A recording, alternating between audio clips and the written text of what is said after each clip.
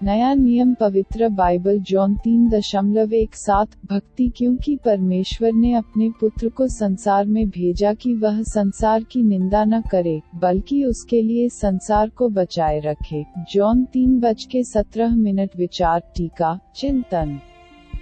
क्योंकि भगवान ने अपने पुत्र को संसार में निंदा करने के लिए नहीं भेजा, यह पिछले बयान की पुष्टि है, क्योंकि यह व्यर्थ नहीं था कि परमेश्वर ने अपना पुत्र हमारे पास भेजा, वह नाश करने नहीं आया। और इसलिए यह इस प्रकार है कि यह परमेश्वर के पुत्र का अजीबोगरीब कार्यालय है, जो सभी मानते हैं कि उसके माध्यम से मोक्ष प्राप्त हो सकता है। अब कोई कारण नहीं है कि किसी भी आदमी को झिझक या कष्ट की स्थिति में होना चाहिए, जिस तरह से वह मौत से बच सकता है। जब हम मानते हैं कि यह मसीह का परमेश्वर का उद्देश्य था कि वह हमें इससे मुक्ति दिलाए, विश्व शब्द को फिर से दोहराया जाता है, ताकि कोई भी व्यक्ति खुद को पूरी तरह से बाहर न समझे यदि वह केवल विश्वास के मार्ग का अनुसरण करता है, जज शब्द की निंदा करने के लिए यहाँ रखा गया है।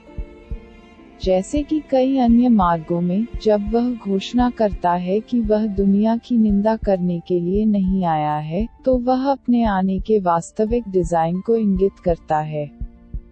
मसीह के आने और हमें नष्ट करने के लिए हमें क्या आवश्यकता थी कि हम पूरी तरह से बर्बाद हो गए, इसलिए हमें अपनी असीम अच्छाई के लिए परमेश्वर के अलावा मसीह में और कुछ भी नहीं देखना चाहिए, जिसने हमें खो देने के लिए हमें बचाने के लिए अपनी मदद का विस्तार किया। और जब भी हमारे पाप हम पर दबाव डालते हैं, जब भी शैतान हमें निराशा की ओर ले जाता है, हमें इस ढाल का विस्तार करना चाहिए कि भगवान अनंत विनाश से कुचलने के लिए तैयार नहीं है, क्योंकि उन्होंने अपने पुत्र को दुनिया का उद्धार करने के लिए नियुक्त किया है। जब मसीह कहता है अन्य मार्ग में, वह जॉन 9:39 को आंका जाता है जब उसे एक अपमानजनक पत्थर कहा जाता है, 1 पीटर 2:7 जब उसे कहा जाता है कि वह बहुतों के विनाश के लिए किस्मत में है। लूका 2:34 यह आकस्मिक माना जा सकता है या एक अलग कारण के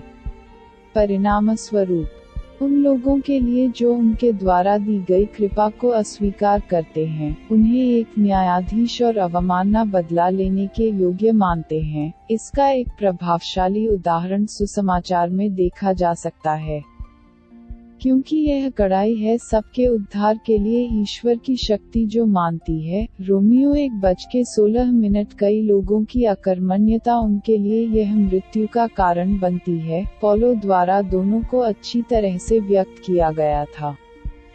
जब उन्हें गर्व होता है हाथ में प्रतिशोध होने के कारण, जिसके लिए वह अपने सिद्धांत के सभी विरोधियों को दंड देगा, धर्मपरायणता की आज्ञा पूरी होने के बाद विश्वास की स्वीकारोक्ति, मैं अपने पाप को स्वीकार करता हूँ और उसकी क्षमा मांगता हूँ, और मुझे सभी निंदा से उद्धार करता हूँ। मैं यीशु मसीह को अपने एकमात्र और कुशल उद्धारकर्ता और मेरे जीवन के भगवान के रूप में पहचानता हूँ। जीवन की पुस्तक में मेरा नाम लिखता हूँ।